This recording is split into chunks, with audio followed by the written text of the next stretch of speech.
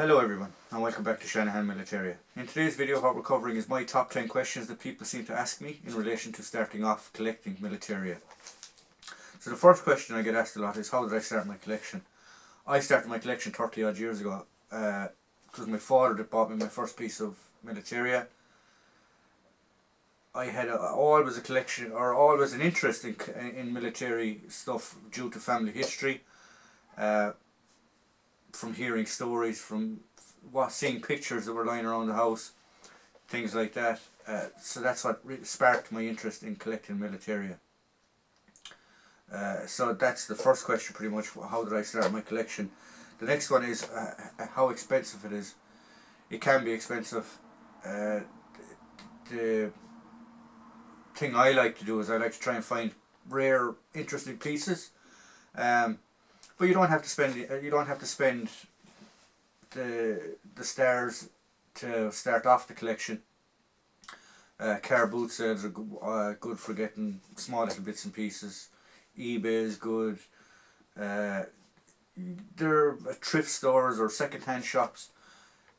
They're all good for finding small little pieces of Militaria, and you can start from there. It costs you a couple of euros, couple of pounds, couple of dollars, whatever your currency is, right up to the stars. I mean, I don't collect it, but some of the German SS stuff from World War II is like a German SS Waffen helmet could cost you 5,000, 6,000 pounds, British pounds sterling, depending where you buy it. Where do I source the items? Where do I get stuff for collection?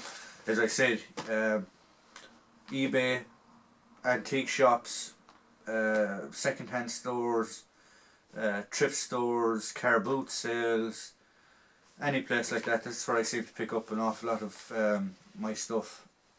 I have a thing that if I'm away with my wife for a weekend, or if I'm away somewhere for a weekend, I have to try and find an antique shop or a military surplus store or something in the area.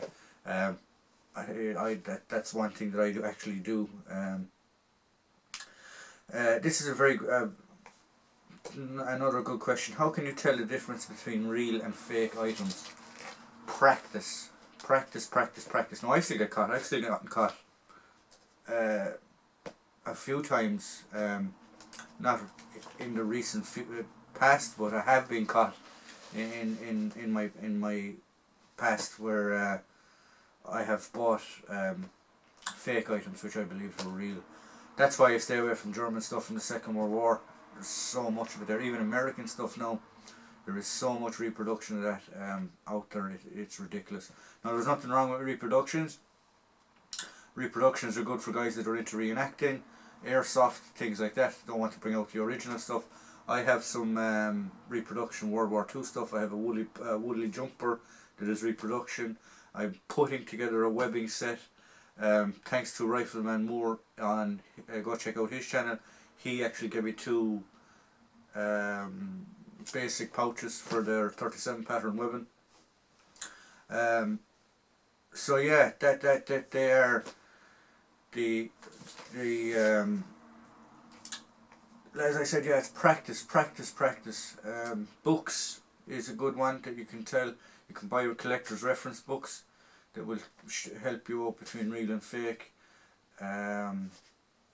That's about it. That's all I can tell you. There's no definite way of telling something is real or fake.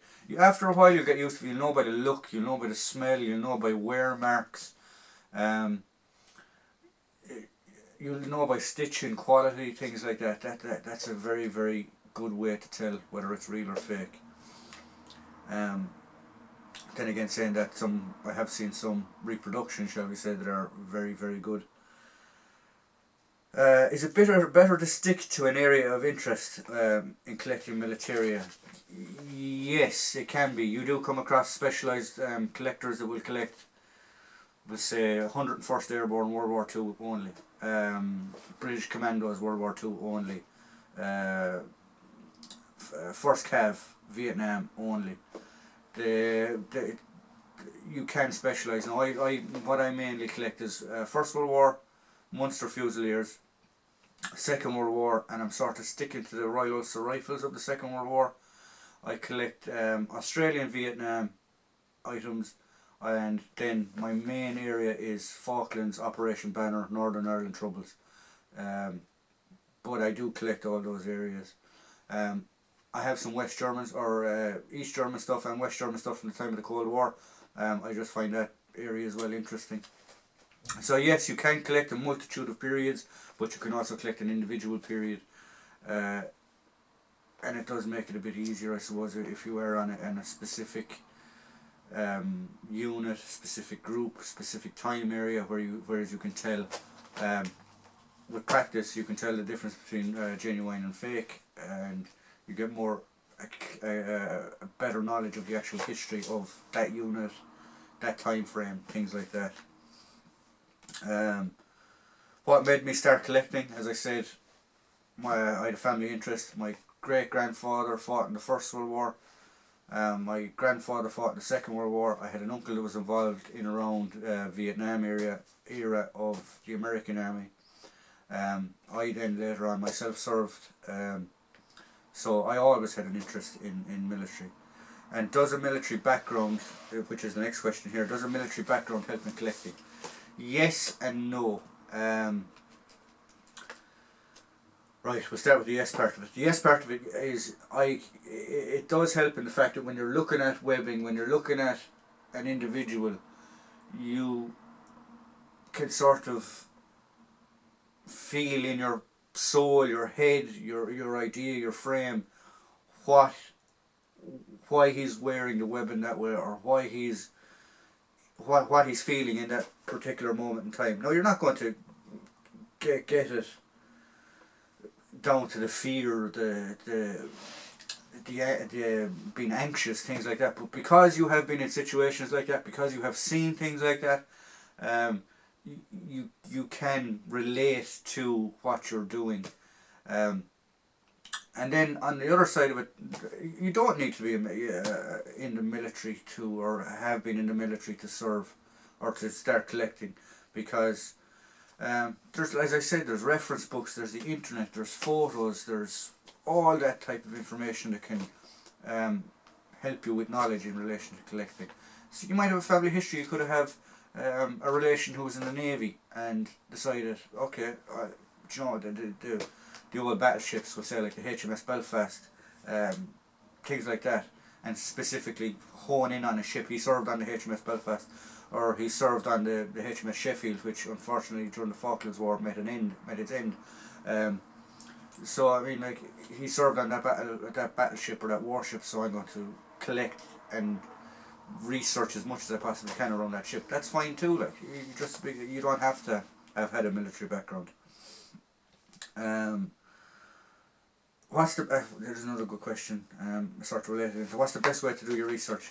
Books, pictures, internet, by actually talking to people that were there, or people that have been there or were in that regiment, were in that conflict.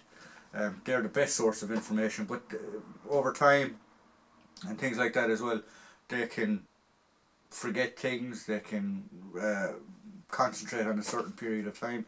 And then we'll say if you're researching a conflict area, the likes of, we'll say, the Falklands, and you're talking to a two-para guy and you're asking him about their side of it, completely different version to somebody that was in the Scots Guards, or not the Scots Guards, the Welsh Guards, because they had a horrific incident in the Falklands War. So, like, now I'm not saying that two-para didn't have a horrific incident as well but their perspectives of that conflict are completely different.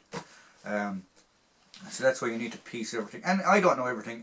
Certain things I miss. That's why I like people leaving comments in my videos, that I'm always constantly learning. And thankfully I try to put enough effort into what I do, because I am ex-military, that I know the pride that guys have in their regiments, pride that guys have in their units, pride that guys have in their friends that have served. And if you, like, it does bug me a small bit when you go to reenactments or whatever and you see guys that are portraying whatever regiment, we say the Royal Marine Commandos, or could be an Irish regiment or an Irish unit in Lebanon and things like that, and they just don't look right. You know, the berets in the back of their head, their shirt open, they're not portraying themselves as a disciplined soldier. That sort of bugs me a small bit because I find it a bit disrespectful. But that's just personally me. Look, I'm not going to go down that rabbit hole. That's just how my personal take on it. Does it take long to build your collection? It can take a lifetime to build a collection. As I said, I'm collecting closer to 35 years now, I'd say, at this stage than anything else. You're always collecting. You're constantly collecting. You're picking up bits and pieces. You're moving off stuff that you might get a seconds of. Let's say, like I gifted a flak jacket like that because I already had one. I could give, if I got a second jacket, I could gift it, and you swap it around between other collectors that you, after a period of time, that you come in contact with through collecting, and it's a very good group. So yeah, your collection can never be finished collecting. You'll always end up collecting. Guys, alright, will go from one time frame to another for whatever reason. They just find a better interest in something else. What is the one piece of kit that I would love to own? Well, the one piece of kit that I would love to own, because I collect that area, that time frame, and just from growing up, it's an iconic image when you think of the Troubles in Northern Ireland, would either be a Saracen or Snatch Land Rover. They'd be my two iconic and my cream of the crop pieces that I would love to have in a collection. Will I ever have them? I don't know, but like they're my idea of what would be my perfect pieces. The excuse me, the like, it doesn't have to be monetary value for something that you find, yeah, that's what I want. Like those helmets, like this one and this one. They're my prized. At the moment, they're my prized pieces of my collection because they're so iconic of the Northern Ireland Troubles. When I automatically think back to my childhood of watching the news or whatever, of seeing British soldiers in Northern Ireland with a, what's the piece of, what's the one thing that I relate to? Is their helmets.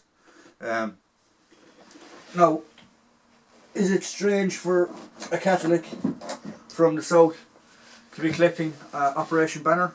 I don't think so, because it's a piece of our history, and if we don't learn from history, we could go back to it, and no one wants to go back to what was happening up there.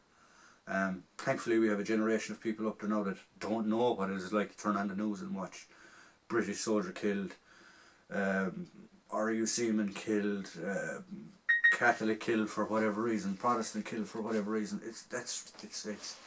It's not worth it. It isn't worth it. And a way that I find to teach people, to show people, you know, we can't go back to these ways, is by collecting the stuff. And it's not. That's not just about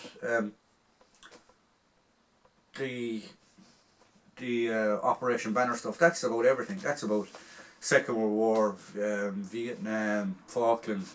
I mean, like, as they say, war is a breakdown of politics, and it is the last resort, and it should be the last resort. Is there times that we need to fight? Yes, there is. Is there times that we don't need to fight? Yes, there is. But it should always be the last thing that we have to do.